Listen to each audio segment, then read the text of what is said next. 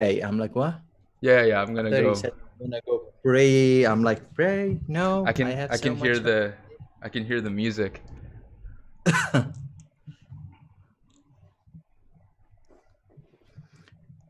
Don't forget the music. Awesome. We are on pre-live. Alrighty. So is this pre-live now anyway? Just time to warm up and let people show up and stuff like that. And It's also a be good like opportunity for me to do this. dance. I know. This is for you as well. This is the actual stream. We've got it in chat. Okay. What are you using to live stream and do all this cool stuff? OBS Studio. Oh, I have to learn how to use that, but I don't have time for that today. I know how to hit you up. Yeah, exactly.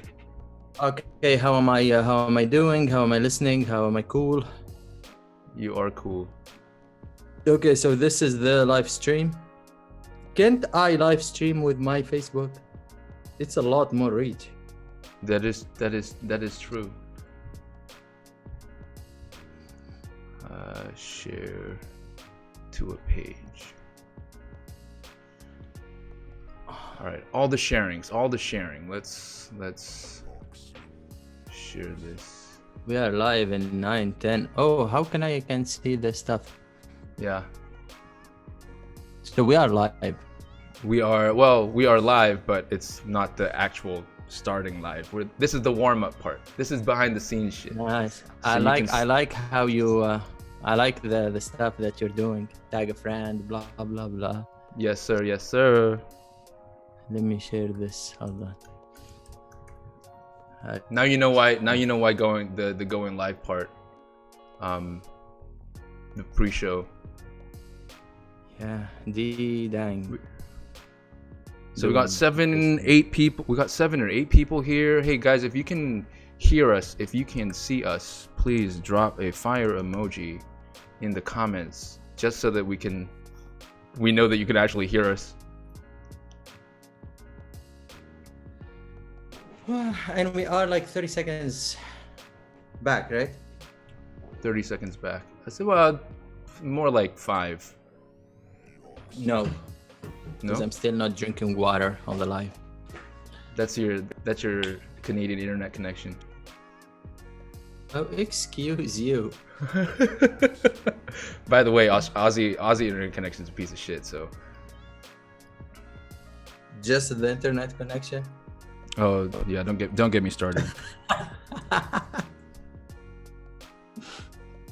Oh yeah.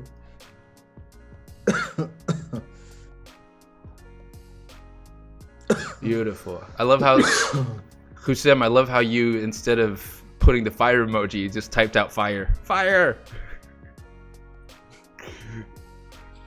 Oh, I love it. Beautiful. I love how Hussein, I love how you... Oh no, for real, there is music, eh? Yes, sir. All that stuff. So this is like people watch us for 10 minutes while waiting we start speaking. Yeah, exactly. And then people in the future. This is the real us before the show. Yeah, exactly. This is the no makeup version. Well, technically you're in the future. You're like the 10th there, right? Yeah. But I can't send you lottery numbers. I've tried. It doesn't work. Is Corona over yet? Not here. Are we there yet?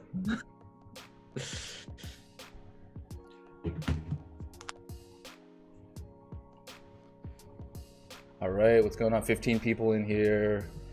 Whoever's watching as well, today I'm on with Mo in a minute. Well, in 5 minutes.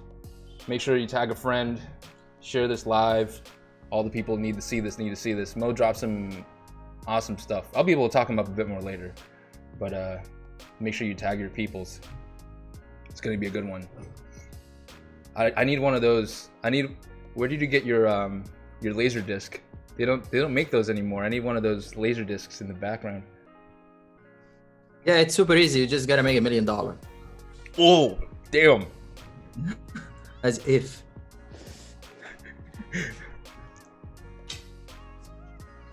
Have you tried putting it into a Laserdisc player? No.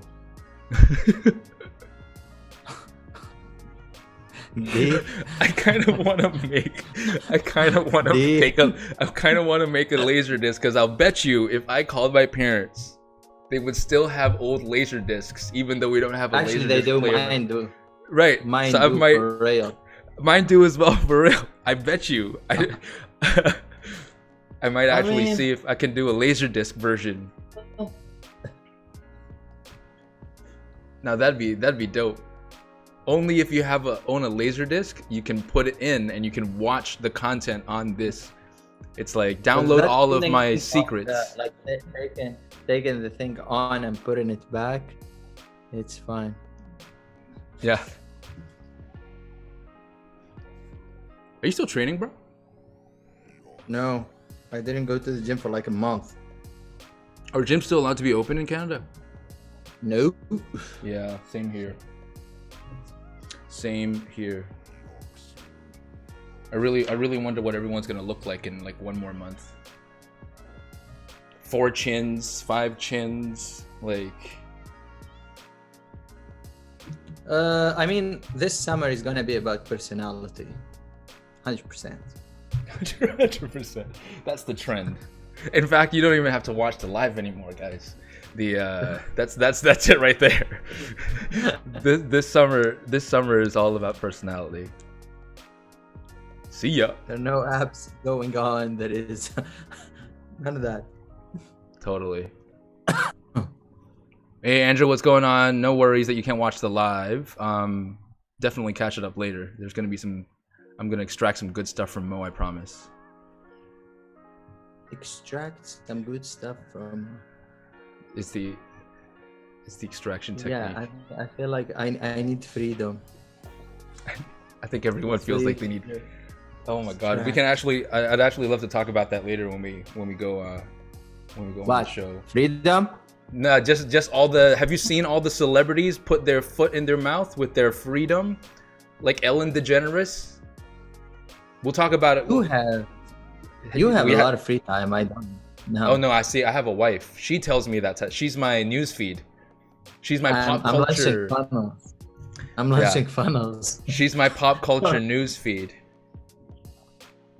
and I'm learning a lot from that side with how everyone is. I've never seen so much hate for someone like someone that almost can't be faulted, like Ellen DeGeneres. I've never seen so much hate happen, and I just worry that there are brands that are doing the same thing. Happens with being a celebrity. Everything you do is echoed, either good or bad. Oh yeah, for sure. But it's almost like now even innocently they're trying to do something good, and it ends up being perceived as something bad. It's crazy. Because everyone is getting offended at something. Oh yeah, that's the world we live in now, bro. Yep.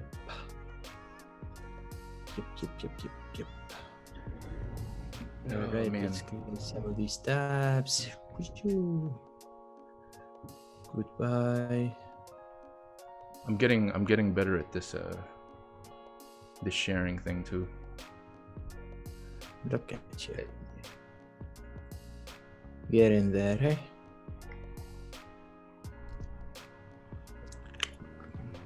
One more minute, baby. All right. It's one more. Australia. One more plus a few more hours for Canada. Now I need to remember to put Zoom, not the Facebook Live. Oh yeah, totally. Otherwise you'll answer me 10 seconds after I ask a question.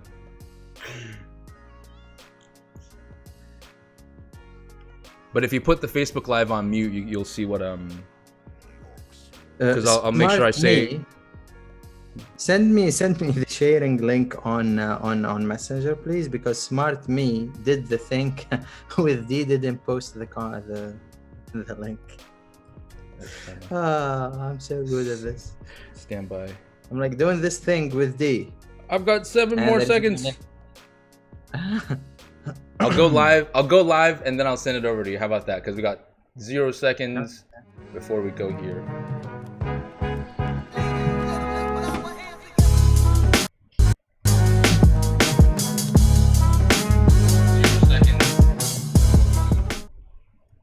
Yeah, because all right, we are. I love how Mo's is talking over this. We are now officially live. I've got Mo with me today. It's a very exciting episode. Serious time still, absolutely, but I'm excited to have this guy with me. 2 Comma Club winner. He's man of multiple talents and a lot of achievement, and apparently man that doesn't need any sleep. I'm not going to waste any more time. I'm going to throw it over to Mo. We're going to get stuck into the conversation. A lot about e-commerce, messaging, funnels, angles, what's working right now in this current climate where everyone is, like we were talking about just before in the pre-show, super touchy, kind of sensitive, and brands might be frozen. And the last thing we want is for anyone watching this to feel like they are frozen. So without further ado, I'm going to throw over. And now we can see Mo. What's going on, Mo? Hey, how is it going? I love how I'm asking you how is it going in front of everyone. We have been talking for 10 minutes, people. So that was a fake question. What's up? So we were talking before in the pre-show about how brands, everything they're doing now is echoing, whether it's good or bad. And honestly, I think it's the right time for the brands right now to position themselves as leaders in every niche they are in, because unfortunately we live in a world that is filled with beta humans, and you will hear me throw the word humans a lot. So everyone, like, they need guidance in whatever niche they are in whatever particular area in their life, whether it's like the gym, fitness, health, relationships, and so on and so forth. Like if you look at the stats from China, like with whatever is going on, the divorce rate is like times 10. Same thing with the fitness stuff. Like people are lost. People don't know what to eat anymore. They're sitting on their couch or their office all day long. So right now is the time for the brands. And again, this is what I think is the time for the brands to build a community, to build their Facebook group, to build, more importantly, a cult, and to come up as a leader in their niche. And it's super easy to do. I know, like, we all talk about build a cult, build a community, build this, build that. But in a practical term, all what you need to do is like send emails to your list, reassure them, tell them that you are there for them, and then get everyone on a Facebook group, do daily lives, even if you don't have anyone who do the lives for you. Like, let's say you're in a yoga niche, right? You're in the yoga niche, you're selling yoga mats or whatever equipment they use for yoga, leggings, and so on. But you are not a yogi yourself. Like, you don't know what, you don't practice. Oh, what you need to do is bring one of those, guys or girls who does yoga for a living, like teaching and coaching and all that. Do a subcontract or a contract with them. They go live like 3 times a week. And then you're basically what's going to happen is you're going to position yourself as the leader in that industry, as the leader in their lives, in that particular area in their lives. And then you're gonna come out as a hero. So if they can associate whatever is happening right now, whatever good is happening right now to you, you are coming out as the hero. And then that is going to continue after all of this is over, God willing, if we survive. So so that's what I think brands should be doing right now. Again, it's super simple stuff that brands can be doing. Also in terms like of shipping, and I know there is a huge problem in supply chain right now. Pre-ordering is working like crazy. Like literally we're telling people we are not going to ship in like until 3 weeks, and things are working. Again, it comes down to the messaging and being honest and upfront about what you're doing. And I guess we will talk more into the details of that, on how you position and how you make your offers work in this time, and the angles and all of that. But I think right now, for everyone who owns a brand, I'm not talking about like drop shippers or funnel guys, because like a funnel usually is not really a brand. It's a money maker. But if you are having a brand, if you have like a real brand, and when we say branding, we're not talking about product with a logo. We're talking about internet real estate. We're talking about people talking about you. We're talking about fans, super fans, people who will recommend. We're talking about, and if you want to put it in one sentence, you shutting down the ads, but you are still selling, because that's what branding does. There are people talking to you without you incentivizing them or giving them the, the what do you want to call it, the awareness to keep on talking about you. So if you are a brand, I think it's the right time to position yourself as the leader in whatever industry you are in and whatever niche you are in. And I was talking with this, like, some of people watching probably know Steven, who I train with. He's like the top 3 Canada, Team Canada, whatever, and all that bodybuilding stuff. And I think for him now is the right time, like, to do daily lives of people, like how to work out at home, what to eat and what not eat. Because even if he's not charging money for it right now, that creates, even he can upsell like one-on-one and stuff like that. But for the general public, you're going to position yourself as the hero, as the guy to be followed, as the guy who got us for whatever lost mindset we are in right now in that particular area in our lives. And it works. It just works. Yeah. Some brands are nailing it and some brands are totally not. Yeah. Yeah. And so first things first, if you're watching this show and you've watched the previous episodes, the one thing that you're going to notice a very marked difference of from previous ones to this one is I love Mo because very tactical person backed with a lot of strategy. So a lot of what we're going to be talking about today is very actual tactical things that can be actionable rather than just the mindset part, which is a lot of what we've been focusing on so far, which I think both are equally as important. But naturally, if you have the mindset, you know what tactics to apply. If you know the tactics, you can apply that to different mindsets. So it's super important to have both of those in there. Absolutely. I think the mindset came in, well, it's always handy, but I think it came in handy, especially in the first like 2 weeks when everyone was panicking. Because again, like, there are people who create stuff like, you get punched on the face and you know what you're going to do. And it's funny, like, you have a right hook and you have a Muhammad Ali. So we're going to keep it to boxing. So, so you get like people, when they get punched on the face, they know what to do next. And then you get other people, when they get punched on the face, they will need to hear someone telling them what they need to do. Like, same thing in the business. There are people who will not innovate, but they will know what to do. But there are people who will follow whatever X or Y or Z is doing. Yes. And that's what happened in the first 2 weeks. They lost all type of what do you call them? Like points to follow, and everything was like scrambled for everyone. There's no more script anymore. Exactly. The script's off the table. Freestyling, and it's hard to follow whatever someone is freestyling because there is no, like, there are no norms anymore. Like, this is like, it's a new area that no one has faced before. It's like you're in a boat and it's a new sea and you don't have maps, you don't have GPS, you have nothing, and you're going to discover. Yeah, absolutely. And a lot of guys that I talk to discovered things that work. Like, for instance, we have never done pre-order ever. But now we know when you put a pre-order on your page, it still converts and converts like crazy.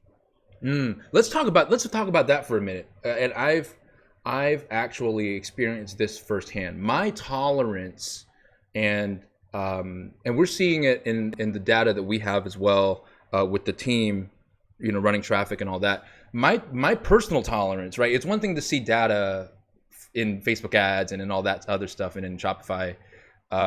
My tolerance for waiting for shit has gone through the roof. Because I want kettlebells. I've got this like 5 kilo kettlebell back home. I need a 24 kilo kettlebell because I have no access to my gym anymore, and I don't want to have 4 chins like I used to when I was younger. So the shipping time goes pre-order now, fast shipping available 13 May. And I'm just like, fuck it, I'm in. Just take my money. You have no other choice because even Amazon, they cut down their shipping time. So that's like the norm, Amazon, everyone thinks we are Amazon. Like, the general public thinks every e-commerce store is Amazon when we all have our little robots. Wait, you're not? You mean no, you don't have? You mean us e-com brand? Or we don't have like robots and automation and billions of dollars we don't? Nah, nah. I Damn, would damn. love to, but we don't have that. And that's the thing. So when the leader in the market also like they put straight up, we're not shipping until until X date, it became a lot easier for us. And people somehow, and that I think that's good. Like this whole thing, one of the blessings of this thing is a lot of people start trusting online more. Like there is a lot of new people that are buying for the first time ever because it's one, Amazing. recommended by the government, two, they don't want to go out and catch anything, and it's the safest thing. Like their concern, it's funny because their concern before was safety, and what are they going to do with my info and data privacy and blah blah blah. Now somehow online became the safest thing Yes, because because they don't want to it's catch all the virus relative. outside. It's Exactly. yeah. The nice, funny when you say like stay home, we will deliver to your door, and that works. And one of the messaging, I mean, for brands it's a little bit hard, but for for funnels it's easier because you're not really building a brand. Like one of the biggest motivator for people to buy is fear, literally. So Yes, if it's a very strong emotion. it is, and it pushes people to do stupid things and buy also a lot of things that probably they don't need if you make it sound that they need it. But fear is a very, very, very strong emotion that gets people to act impulsively. And if you are angling stuff from the opposite of fear, like security, but somehow you position it around the fear of catching the virus if they are going out. So in sense, stay home and stay in the security of your home without risking going out and catching the virus, and we will deliver to your door. Like that's a broken sentence, but that's the idea. So if you position around that, we have seen like the lift and the conversion, right? And something else happened which is funny. The AOV like in the first 2 weeks dropped because people were panicking, and then it went up. It went up like How long did it exponentially up. drop? Did it drop? Can you almost map it With to like like the the first first? 2 weeks, Wow, like right, the and first then two it weeks just when everyone climbed. was panicking, then everything went back to normal. Like when people got to the new normal, they're like, okay, now I'm home every day and I'm bored out of my mind and I'm scrolling Facebook like 10,000 times a day. I mean, Yeah, think about it. Like this is all what they do all day, like sitting on the couch, and this is all what they do all day. And then like right. old products became winners again. And when I say winner, if people like don't know what a winner is basically a product that will convert well on cold traffic front end. Old products, you change the positioning, you change the messaging, and then it became it became a winner product, which again, every product is a winner if you find the right angle for it. And I'm a hard believer in that. Like any type of products, I have seen people selling hats, they positioning around Zoom. I've been seen Yes, people selling Andes, they positioning around staying like Zoom. in the couch, pretty much. Pants, beard products. Right. What else I have seen? Like what we have done, like all the type of products for posture. You're sitting at home, you don't want your back, fix your spine, and all that type of stuff. So it's all about positioning, and people are, the thing is, and this is I learned this from Flint McLaughlin. I don't know if you know him or not, from MacLabs. He says the essence of marketing is messaging, and the essence of messaging is value proposition. So that's pretty much what we have been applying. So messaging, the value proposition changes. We use the messaging. People now are calling it message of the moment, which is stay at home, you're on Zoom, blah, blah, blah. But in reality, the messaging is the essence of marketing. And if you don't have them, and what we call angles, messaging copy, and all that is positioned towards selling your product, nothing gonna work. And that's why, again, like every product, at least for us, every product is a winner if you find the right messaging for it, which is the angle, the creative. And when we talk messaging, I'm talking like messaging in the creative, in the copy, in your emails, and how you position the product or the funnel and all that. Right. So So that's pretty much. this is a very interesting juncture based on the conversations we've had so far. Here's what I mean. The there's this camp which is don't work on the don't use the negative angles. Stay within the realm of positive angles.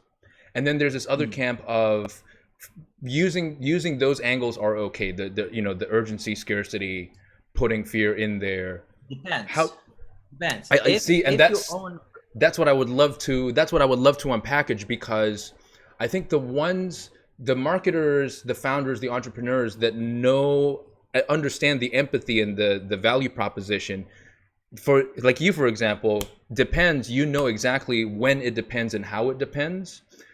For the people watching here who might not know, how can we best explain the depends so that it doesn't go to this full place where they're just going missing the mark?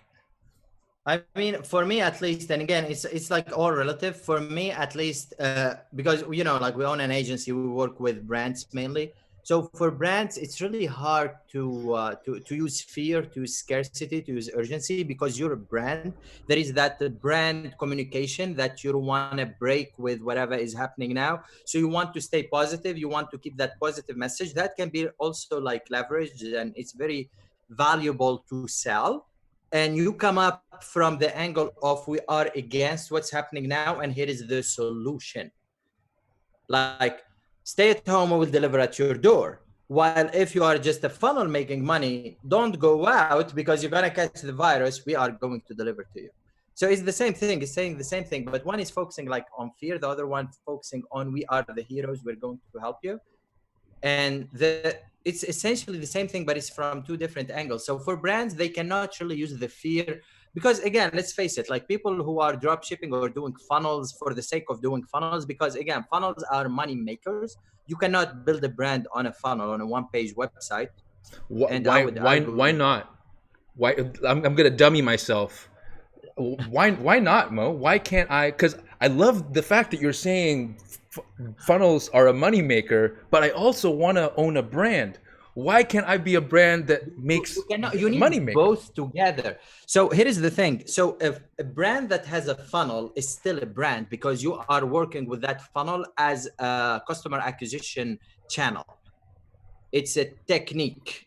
It's a strategy, if you want to call it that. Right. It's not a business. It's like a strategy for you to, the old saying, whoever can, he or she who can spend the most to acquire a customer wins. But with the funnel, that becomes a lot easier than you pushing traffic to a shopping cart, because the AOV is a lot higher. One-click upsell, downsells, order bumps, and all that stuff. So that increases your AOV exponentially. And then instead of you breaking even at, let's say, $50, you start breaking even at 70. So you can outbid your competition. You can spend more on Facebook, Google, Snap, YouTube, Pinterest, etc. And that allows you to build your customer list a lot more, like a lot faster, a lot easier, while being profitable or breaking even. So you don't have to go in red to build your email list in order for you, to start mailing and doing all that stuff. While there are people who are performance marketer, we used to be called direct response marketer, who we have a funnel for the sake of selling that product. Then illegally, through legal stuff, whatever, like terms of use and all that stuff, you can use that data and email other funnels. So you are an e-commerce company, but you are not Lululemon. Yes. Right? Yes. You have this funnel in the yoga niche, you have this funnel in the kitchen, you have this funnel in the fitness, you have this funnel, you have this funnel, you have this funnel. And usually when you hear people talking about those funnels, the data language changes from, I have like people who love yoga, from I have women 45 plus. Yeah. It's very utilitarian. Yeah. Exactly. I have women 45 plus. So whatever converts for women 45 plus, that's what we're going to mail. Whether it can be insurance, life insurance, it can be car insurance, it can be something like a kitchen product, it can be anything. As long as it converts for women 45, we're sending, we're mailing. Amazing. I'm so happy that. And that's like comes from the whole CPA network industry. That's where I learned all of this. Beautiful. But then mailing for brands is completely different. I don't want. I'm not the expert in the mailing, the whole mailing thing. Like all our mail is run by Isra. I think you know her. She's our email manager at the agency. If you don't, I will make the intro. But she does all that. But then again, like two types of industry that they both connect at the funnel level. funnel for customer acquisition versus funnel as a business. And Yes. I'm a big fan of mixing them both and doing a hybrid model where you have your like your store, your brand, and then you have a funnel for customer acquisition, and then everything else happen on the store, like your Yes. emailing, your your branding, your where you're collecting your reviews, where you are pushing all your warm and hot traffic, and like warm and hot traffic in terms of buyers, like people who bought from you once, twice, 3, 4, 5 times. Like we have stores, I mean, like people buy 7 and 8 and 9 times from them. That says a lot. So it's LTV. It's LTV. You know the formula, like visitors times conversion times LTV minus the costs equal the money, and that's what the whole Advisely was built on. So yeah. So if you have a brand, again, to answer your question, keep it positive, keep it as come in as the hero, come in as the solution bringer, come in as the savior, versus I don't want to, like, funnels can do that, but again, if it's a churn and burn, if it's a funnel to just make money, by any means necessary, make that sale. Right. So you have so you almost have like, and this is what I love and about. also, sorry to cut you off. It depends also, like the Canadian in me. Beautiful. It depends on the niche. If you are using us versus them, if you're like, and you are all that, patriotic niche, and you are using the us versus them, like I have seen people selling masks with Trump on them, and I have no political slant. What do you call it? Slangs for any like democratic, or I think they all suck. But anyhow, so if you are using like that political angle, is usually us versus them, and when you get into that us versus them angle, everything is almost allowed, as long as you make the other guys seem bad, and you are the right guy. Yeah, no holds. That is a free for all. Exactly. So fear, scarcity, urgency, whatever converts, that's what's gonna work for them. Some people do only function by those emotions, which is undeniable. Absolutely. If you tell them we're gonna do this and gonna do that, it's not gonna convert unless, like, you want to talk the language of whatever your audience is used to and the audience understands. Yeah, I agree. The empathy portion is something that I am seeing amplified a lot more now, in terms of amplified in terms of it's really bringing to the forefront who has true empathy and who doesn't, in terms of humans, like you said, bringing up humans. And then the other part is who values social capital versus financial capital more now as well. And those that don't understand that social capital now can turn into massive financial capital later, like what you were saying with the lives and the building a cult. I think both can be utilized right now, especially if you are starting with the social capital. Again, like, it's the moment to build your cult, it's the moment to build your community, your group, your following, or whatever you want to call it. And it's the moment to make those super fans that will always talk about you and, refer people to you. And upselling through lives or upselling through posts in your group or whatever works tremendously good. I mean, I don't know if you are connected with how they do e-commerce in Asia. Obviously you are, no pun intended. They sell through Facebook Live. Just like QVC. Exactly. So if you do have your community, if you do have I don't want to say a spokesman for the brand, but the face for the brand. But that's the thing, you see, like all the brands that we are dealing with and seeing, there is no face for the brand, because everyone is hiding behind a website, a logo, a brand name. There is no like someone, hey, it's Mo from whatever X brand. Probably I will find someone better looking, but you get the idea.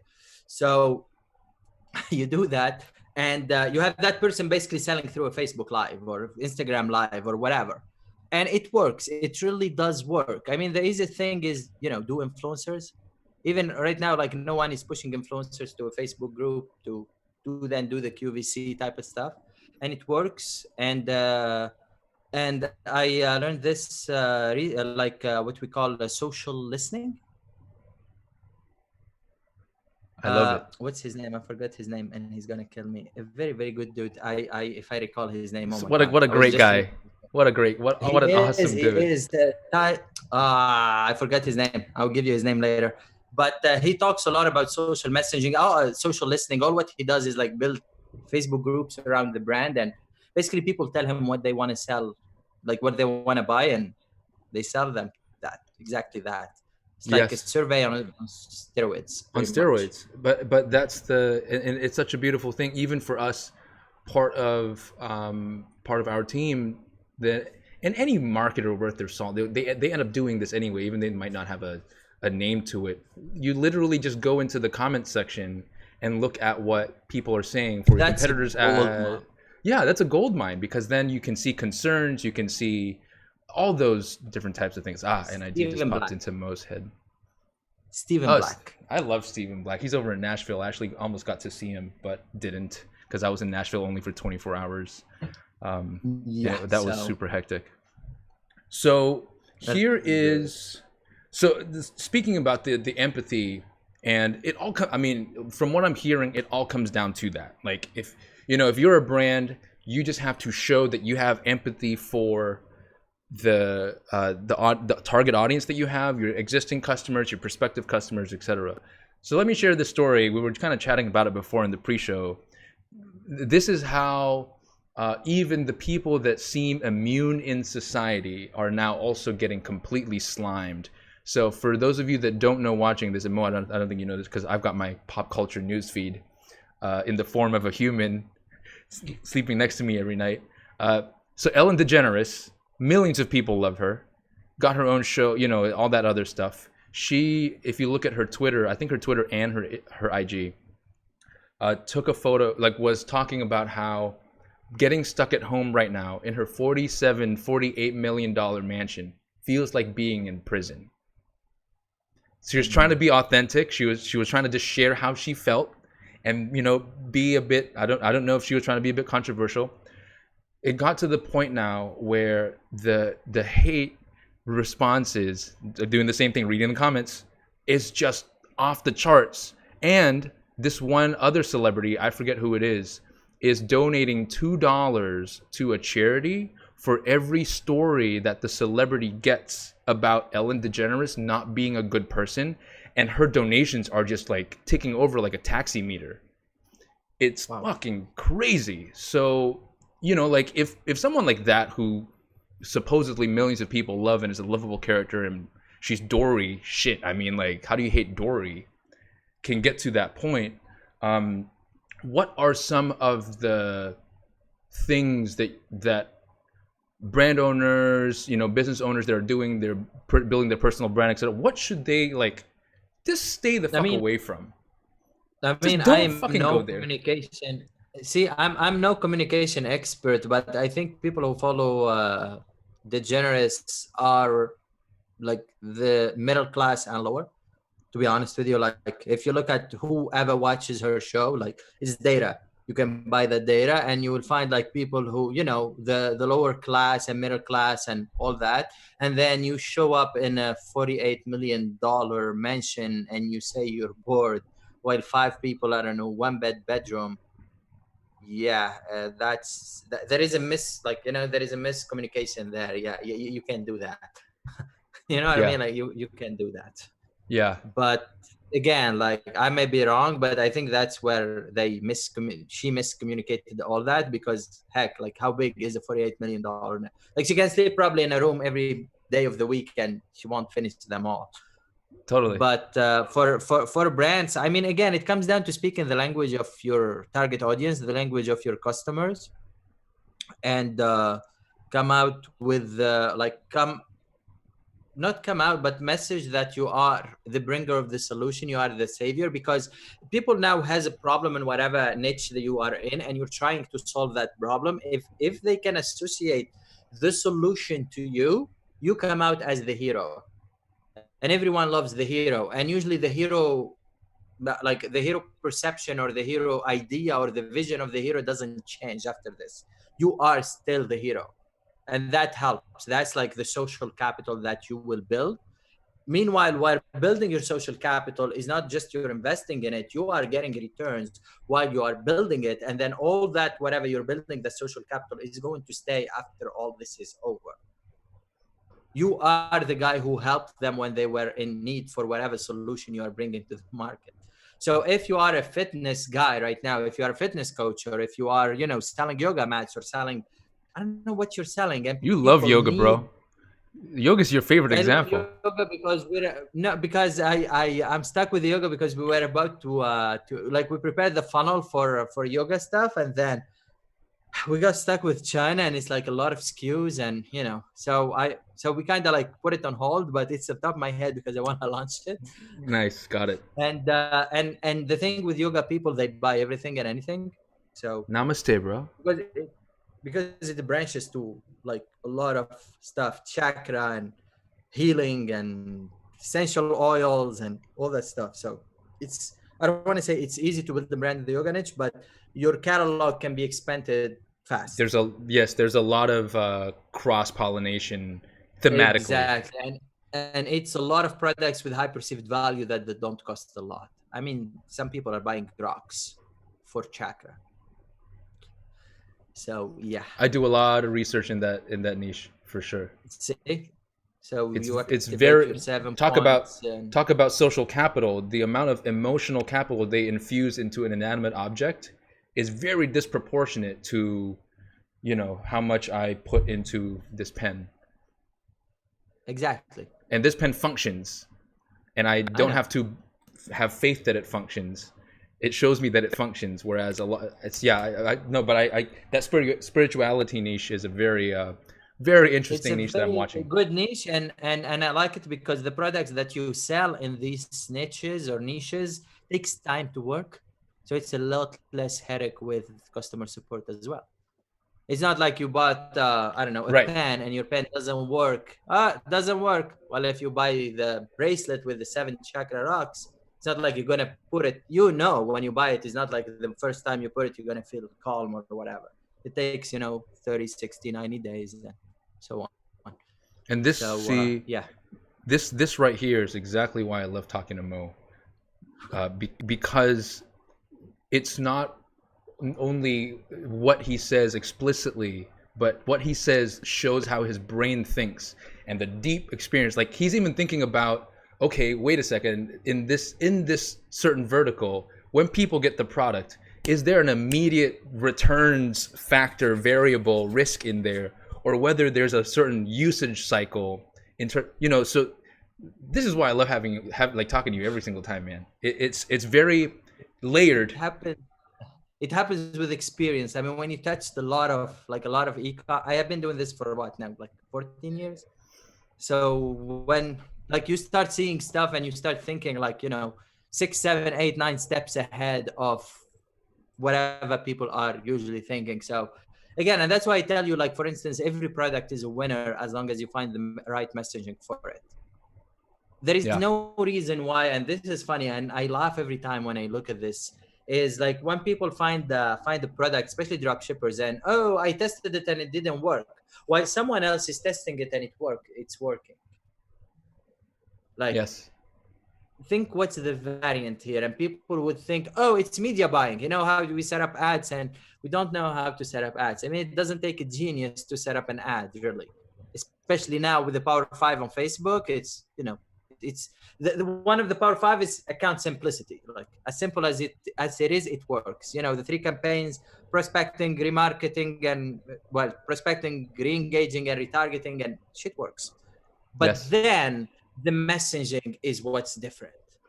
The messaging is what makes the copy, the creative, the angle, the value proposition, the stacking. Did we ever talk about value stacking? I think we never talked about value stacking. Well, let's talk about value stacking. So it's a very simple process, if you may call it, and you see it a lot in the internet marketing groups or internet marketing sales page. And I have even used, and there is no shame on that because it just works. So let's say I'm going to sell you a course right now, and I'm going to give you 6 free coaching call, group call, 9,999 value. And I'm going to give you the recordings of the webinars, which is 4,999 value. And I'm going to give you this for X value. And I'm going to give you this for X value.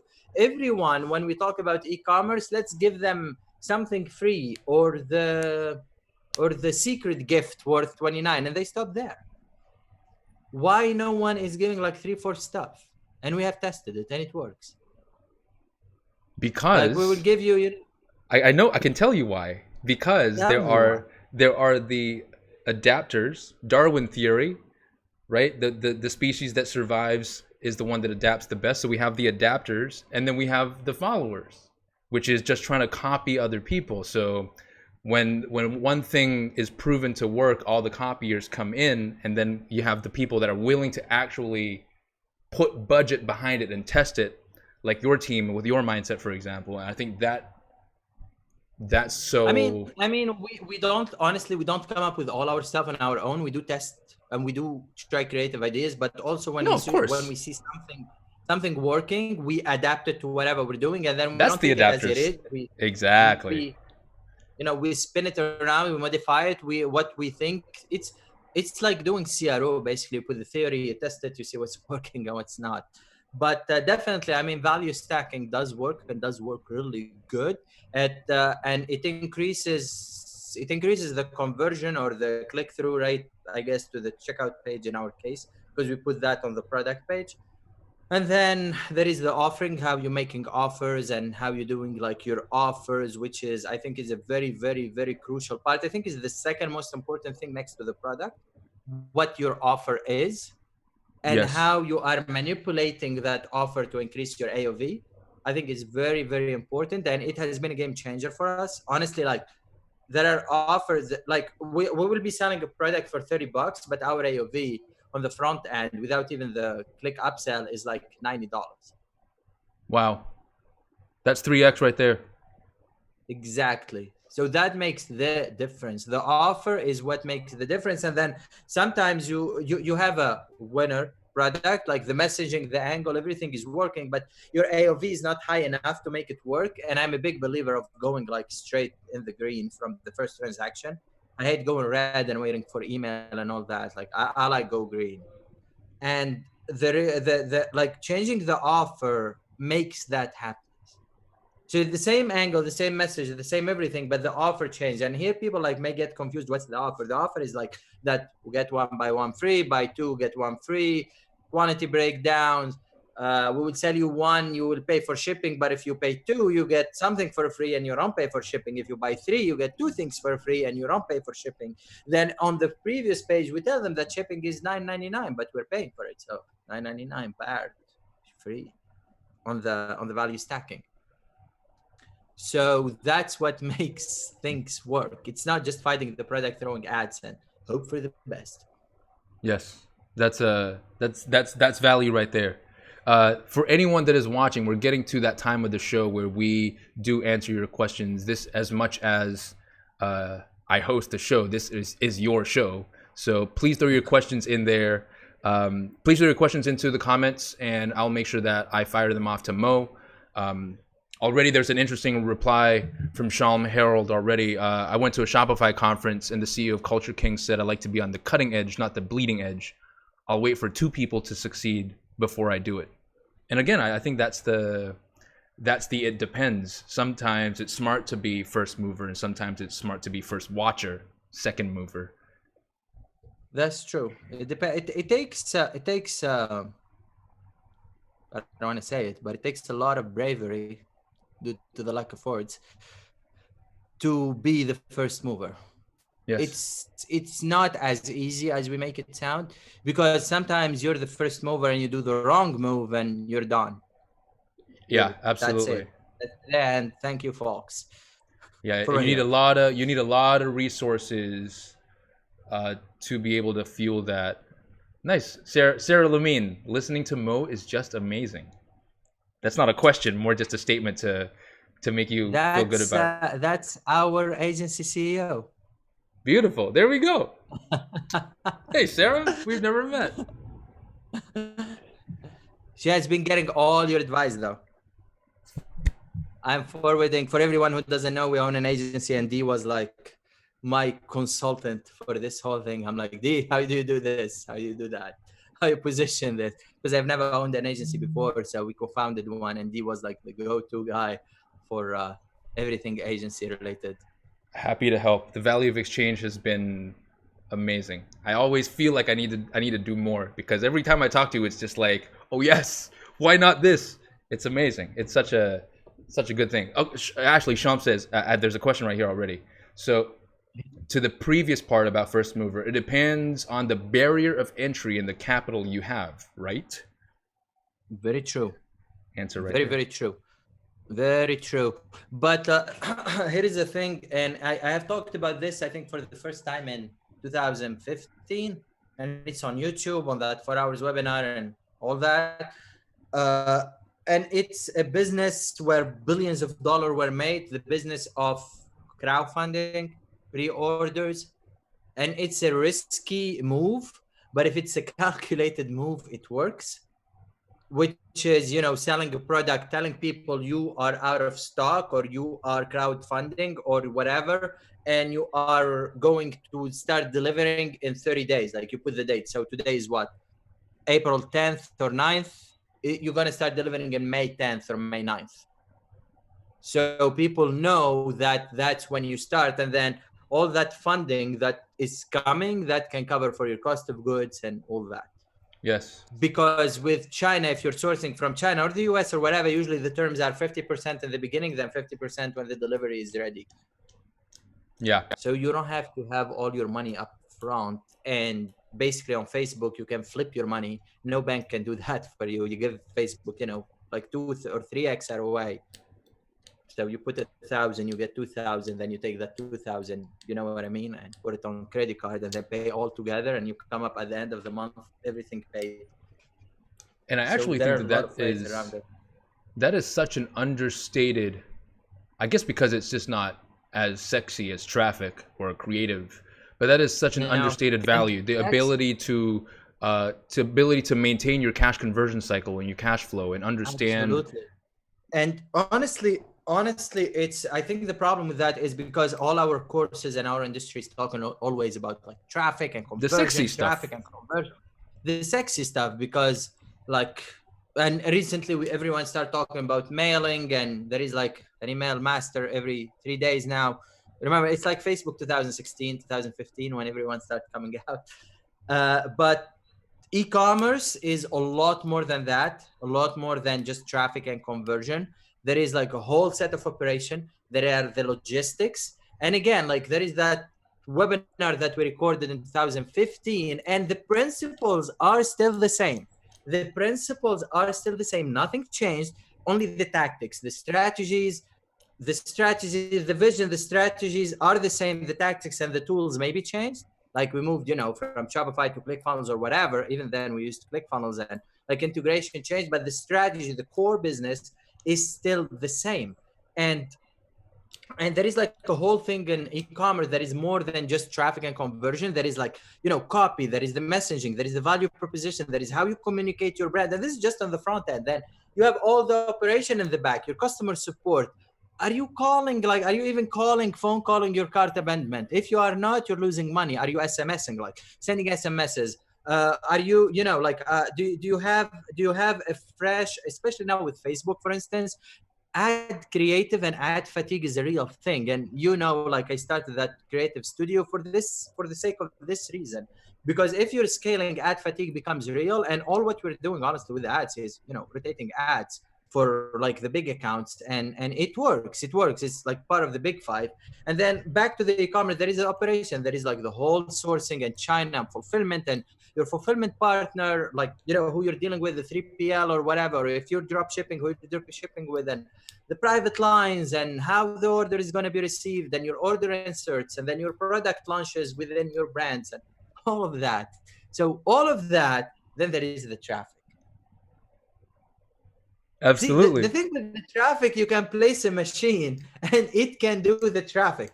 And I'm a big believer in that. And it's funny because we both own agencies that do traffic, but I'm a big believer that the humans that are doing the traffic can be replaced with machines. Yet all the other stuff cannot yet Yes. until Yet. the business figure that out. But yes, so if anyone is getting into e-commerce, like I want to keep it real, there is a lot of it. If you're doing drop shipping, maybe things are easier, but if you want to be in control and you're a control freak and you want to control everything in your business, you need to understand, or to find someone who understands, or to hire someone who understands all of that. Yeah. Or use services who understand all of that. I mean, now there are, like sourcing and logistics and all of that. So the barrier of entry to this stuff is relatively higher than drop shipping, obviously, but that's how you build the right business. And if you do drop shipping right, with the right partners, when I say partners, like the right, services, the right people in China, the right people in customer support, the right agencies, all that, it works. Yeah, absolutely. It's I'm so with you there. First of all, if for those of you that are listening just now or watching this recording in the future, when you're watching this recording, just scroll back the last 3 minutes, take out your notebook and write down all those things that Mo said as a bullet point, because that right there is what I meant when I say every time I speak to Mo, you see the layers. He just pretty much just laid out the layers using words. I don't even have to read between the lines. That right there is the catch. The catch being there is no good business model. There is no bad business model. It's just understanding what model you are going into and whether it is for the scenario a useful business model for what you need or an unuseful business model for what you need. And then the next part that I'm just synthesizing what Mo is saying here is I see now why there are so many of the traffic side, because sales is the enabler, as in money in the bank making sales, is the enabler for all these other functions to have a job. Pretty so much. Yeah, you can't go the other way. Sales, as long as you have sales, you can function your business. Sales cure everything. Sales cures everything. Sales cure everything. The moment you stop selling, you stop your traffic to make more money, or I don't even know how to think like that. Like that's like breaking your watch to save time. Like, yeah. I don't know how they think, but some people are like that. Like, you cannot stop selling so you can make money. It doesn't work. You cannot stop advertising to make more money. Like, you don't save on your margins because you stopped advertising. It's not how that works. But then some people do that, and I've recently they figure out it doesn't work. I've recently gotten really geeky into organizational, like the physics behind building organizations. And one of them that I learned from this guy's blog, Lex Sisney, I think his name is. So what you're talking about, right? Where you can't just stop sales and hope to make money. Actually, there's a physics explanation to this as well, which I like, which is so awesome. When I read it, it comes from the law of thermodynamics, which is no system in isolation, the energy that a system has is fixed. The only way it can get more energy is from an external source. So for humans, it's food, it's water. For organizations, let's call the energy cash. You can't just grow more cash somehow without an external sales being part of it. And it's it's the principle. It's not a tactic. It's not a technique. It's an enduring principle. It's physics. You see, that's a good point that you brought in, because a lot of people, and when I say a lot of people, I'm like talking about internet marketers, they're focusing on the tactics. Like when you go, and one of the reasons, honestly, why I stopped doing like all the conferences, and don't get me wrong, like conferences are amazing to meet people and all the stuff and all that, but there was a lot of emphasis about the tactics. And by the moment you walk out of that room, that tactic has maybe 2 to 3 weeks lifetime. Right. And this is why principles are so important in everything you do. And I'm a big fan of Ray Dalio. Same. I don't know if you know him or not. He, like, the book Bridgewater Associates. And the book is called Principles. There you And go. it's like he runs his life literally and all his businesses on principles, and people don't have the principles that constitute the foundation of anything that you do, because there is the foundation, there are the principles, there is the strategy, and before all that there is the vision, then you have the strategy here, and then you have the tactics and hacks, and then hacks, and then whatever else you want to do. Like, so in a short term, in practical term, if I tell you my product is not selling or we are not making money, don't come tell me, oh, you need to try, I don't know, like life budget or whatever, or CPA cap, or, you know, that works if your product is selling. But if your product is not selling and your business is not working, the problem is not that tactic. The problem is probably a strategy or a fundamental and the foundation thing is not working. And people need to figure out their foundation before they start scaling. And scaling is a whole other challenge on its own. Yes. Like when you scale, everyone is scaling. Great. Everyone wants to scale. That's amazing. And I'm a big fan of scaling. But then you have the delivery. I'm talking like, let's say agencies, right? You're scaling, right? But do you have the delivery mechanism to deliver the results to your customers? Absolutely. Right now, because like you never saw me speak of our agency, right? Yeah, exactly. Literally, I never promoted it because we were fixing the foundation. We were building the team. We were, you know, teaching these people how to do it, try it, etc. Then we will go out to the world, because if your delivery is broken, basically all what you're doing is shooting yourself in the foot. Same thing with e-commerce. If you are scaling your ad spend, but your logistics are not ready, or if your customer support team has one human in it, but then all of a sudden he starts receiving like 200-300% more tickets, things are going to break. And then you're like, yeah, but we're making money, but you are going to break. Like, you're literally, like, you see it starting to break. No, absolutely. So before scaling, you need to think about all the other layers that you need to scale, like, and then have backups and backups to the backups. If you're scaling, like if you're scaling, and then think about like, okay, we are scaling, it's good, it's awesome, and now you have 10 people working for customer support, and like you doubled everything on the logistics, but you're scaling, and then your ad account got banned. Yeah. Who's going to pay all these people? Exactly. You know what I mean? Exactly. So always gotta have not plan B, but you gotta have a backup, and you gotta, you know, like have your foundation right and your strategies right, and then think about the tactics and the hacks, because tactics and hacks are just, you know, little things that help, but they are not the foundation of someone's business. Yes, absolutely. I totally agree.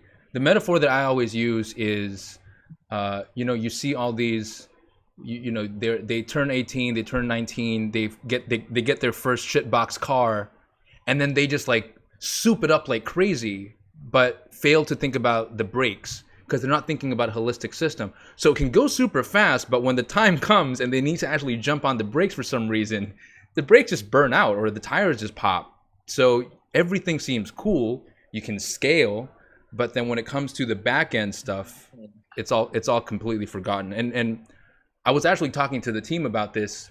I think one of the reasons why also is because the foundations and the principles, one, there's not a lot of visibility on it. What I mean by the visibility is no one talks about that stuff. Like we just said, right? All the sexy stuff talked about is traffic. And then the other part also is it's so invisible. I was talking to the team about this. It's, you know, if you have right now, I mean, fuck, we got a team of like 50 plus now. So it's getting, you know, it's different types of pressures that I've never experienced before. And the way that I was thinking about it over the weekend to get clear was, you have all these archers or snipers that you want to be like super accurate, but every time you train them, they can't hit the target. And you go, what the fuck is going on? So what's visible? The rifle, the you know, the scope, maybe the stance, maybe the support. We look at all these tactics, all of these things. And then I realized, wait a second, maybe my snipers just need to wear glasses. So put on glasses, but it's invisible. I don't know that their eyesight, I can't check it physically. And that was when I think a lot of people, they don't have the right lenses on like you do to see the whole system. So they think this is the system when it's just traffic. No, wait. The system is you're missing the whole system. It's like the blind monks that touch the elephant. It's like, wait, my elephant is. I think again, like it's a very big problem in the industry because we make it sexy. I'm one of these people. That's why I say we make it sexy while we go, oh, we quadrupled someone's business by running traffic. In reality, we didn't just run traffic for him.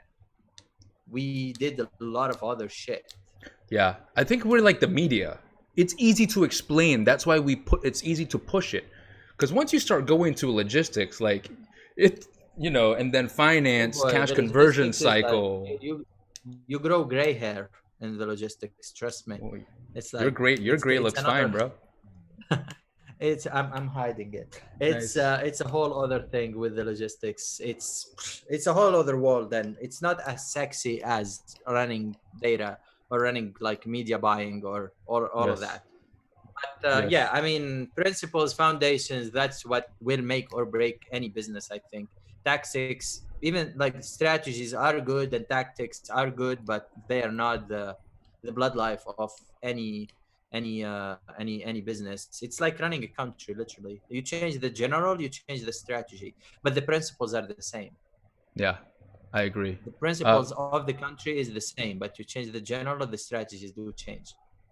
But the principle is, getting the country prosperous and win.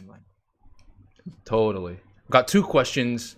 One is a very loaded question. Good luck with this one. Hey Mo, I'm trying to grow my agency in the MENA? Yeah. Maybe it's in the Middle East, North Africa. MENA that's region. A thing. MENA region. So it's like ASEAN. Okay, got it. I'm going to grow my agency in the MENA region, but I don't really know how the market will react. So any opinions or advice on that? Good luck, bro. Yeah, I mean, we have a client in the MENA region. It's not different than the US, Canada, or Australia. And it depends what vertical you're going in. If you're going like local business and stuff, it's different. But if you're going e-commerce global, like global e-commerce, and there are a lot, it's like the e-commerce in that region is booming, like booming. Wow. There is a lot of money to be made in that region. Trust me, cash on delivery there, it's crazy. And as long as you can bring a result, and one thing I think you would agree with me on this. By the way, I don't run like our agency. I don't run it. Sarah does. And she's the CEO. I'm just, I co-founded and that's it. And I train not even, but yes. So I'm like talking from her experience is the over communication with clients. It's more important than the results. I think is that, well, obviously you need to bring results, but communication with clients is what is super important for dealing with clients and being always you want to be upfront, but setting the expectations right. You can't take a client and go like, well, we will do 20x ROI. No, you won't. So that and in the MENA region, by the way, like doing 7 and 8 and 10 ROI is doable because we're doing it, but it's not the norm. It's not the norm. But if you're doing 5 and 6, and depends on obviously what you're selling, etc. And one more thing when you take an agency, and this is something I think a lot of agencies now are starting to realize is when you are running traffic for people, you are not controlling everything. You're not controlling the landing pages. You're not controlling the messaging. You're not controlling how they are converting. You're not controlling what the hell they are doing. And that frustrates a lot of us.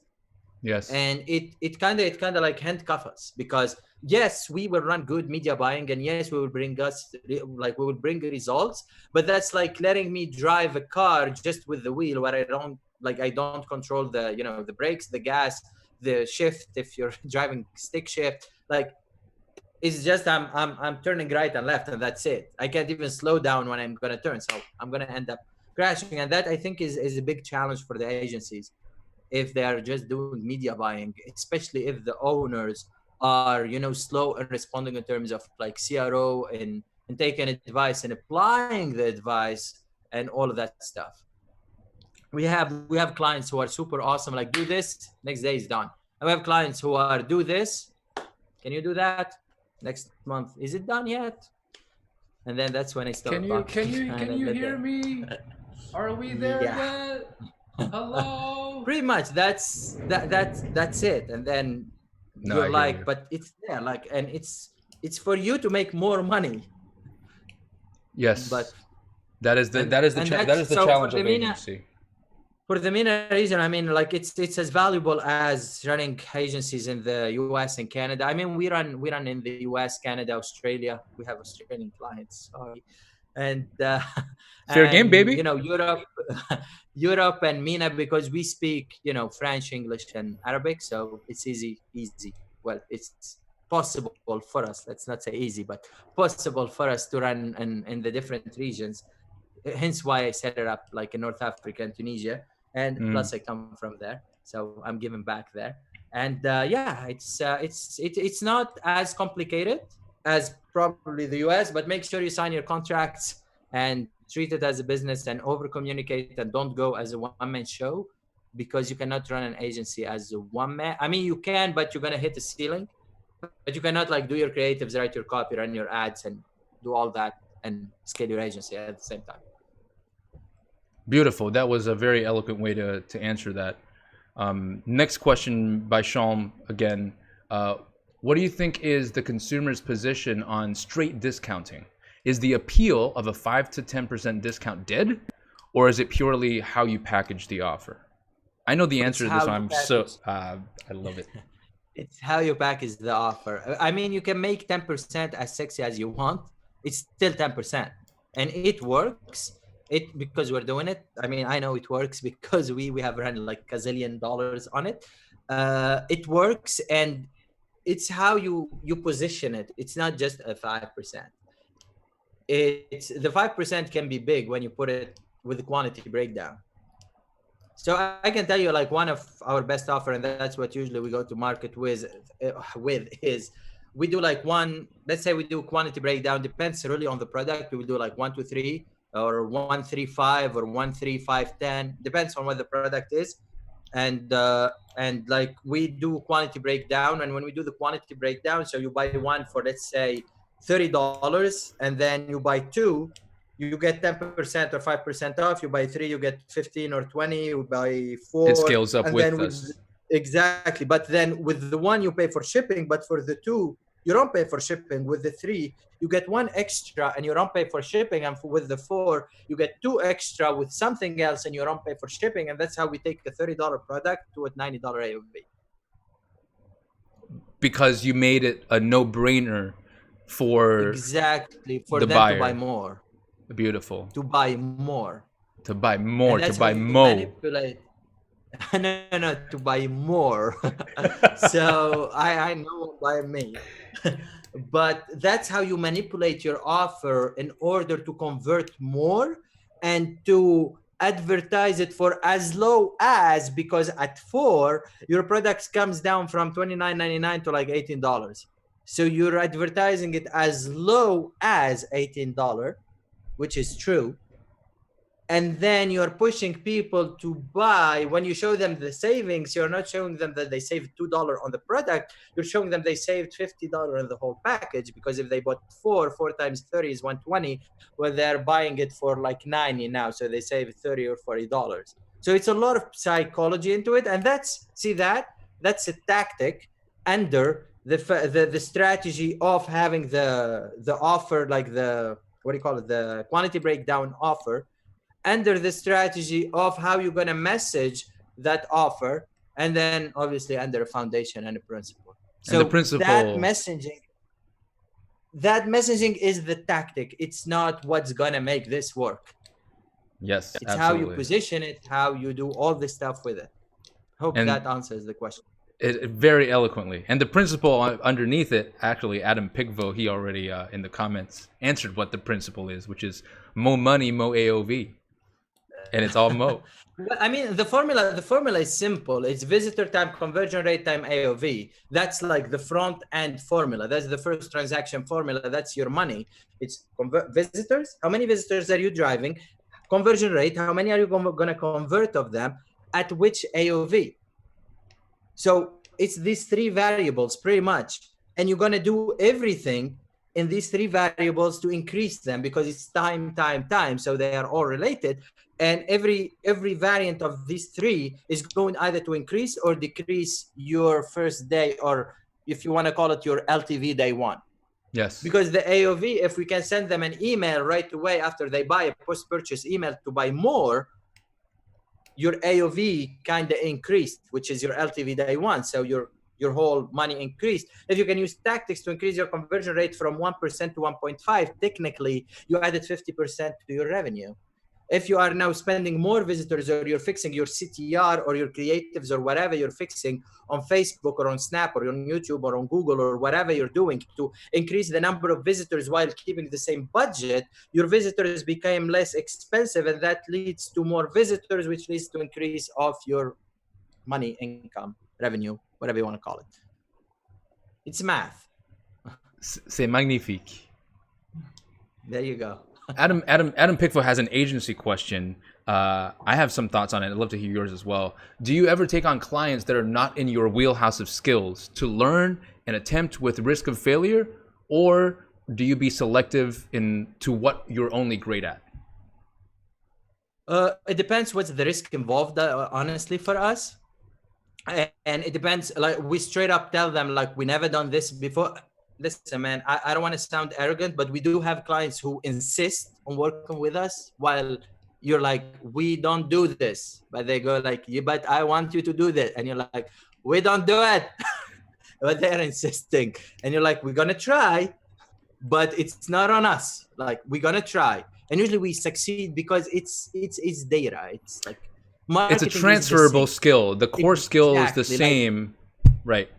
I know, like if you're doing lead gen for e-commerce or you're doing lead gen for SaaS, it's almost the same thing.